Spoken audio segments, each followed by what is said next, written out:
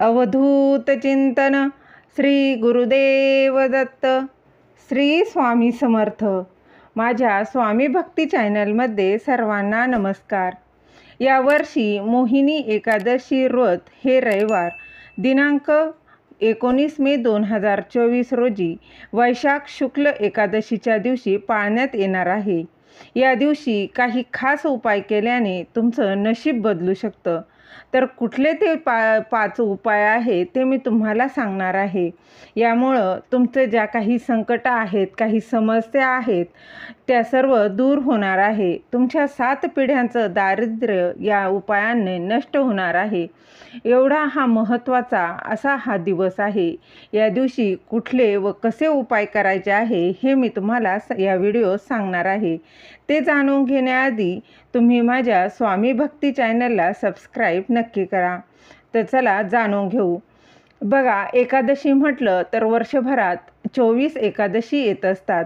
प्रत्येक एकादशीचं वेगवेगळं असं महत्त्व आहे. त्याचप्रमाणे एकादशींना उपाय देखील केले तर अतिशय उत्तम. हे उपाय केले तर सर्व पापांपासून आपल्याला मुक्ती मिळते. हा एकादशी हे व्रत हे श्री विष्णू यांना समर्पित आहे. श्रीहरी विष्णू व माता लक्ष्मीचा आशीर्वाद आपल्याला मिळतो. त्याचप्रमाणे उपाय आहे बघा, मोहिनी एकादशीच्या दिवशी तुळशीसमोर एक तुपाचा दिवा नक्की लावावा आणि किमान तुळशीला 11 वेळा प्रदक्षिणा घालाव्यात.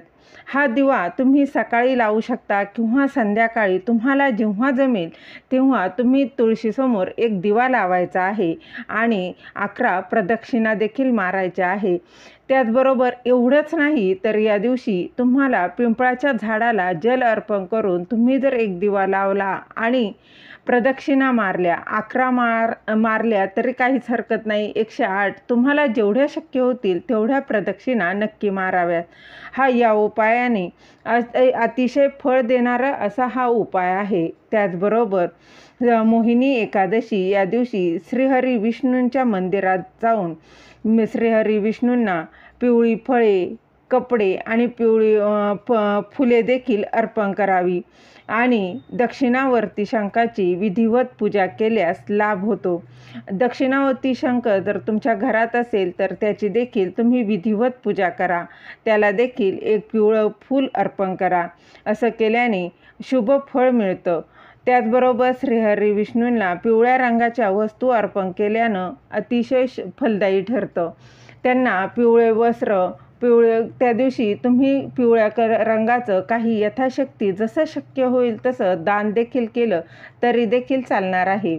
यानंतर मोहिनी एकादशीला तुम्हाला खिरीमध्ये तुळशीचं पान टाकून भगवान श्रीहरी विष्णू व माता लक्ष्मींना नैवेद्य दाखवायचा आहे. त्याचबरोबर याआधी श्रीहरी विष्णूंना गंगाजल आणि केशराने आणि दुधाने अभिषेक घालायचा आहे. आता केशर जर नसेल तर तुम्ही त्यामध्ये चिमूटभर कुंकू जरी टाकलं आणि त्याने जरी हळद टाकायची आहे, थोडंसं कुंकू टाकायचं आहे, गंगाजल, पाणी घ्यायचं आहे आणि थोडं दूध घ्यायचं आहे आणि याने श्रीहरी विष्णूंची तुमच्याकडं मूर्ती असेल तर त्याचे अभिषेक करायचा आहे. यामुळे देखील माता लक्ष्मी व श्रीहरी विष्णूंचा तुम्हाला आशीर्वाद प्राप्त होणार आहे. त्याचबरोबर सर्व प्रकारच्या संकटांपासून मुक्ती मिळवण्यासाठी या दिवशी तुळशी मातेला ओम नमो भगवते वासुदेवाय नमः, ओम नमो भगवते वासुदेवाय नमः या मंत्राचा तुळशीसमोर बसून जास्तीत जास्त जप करावा. यामुळे संकटांपासून मुक्ती मिळते.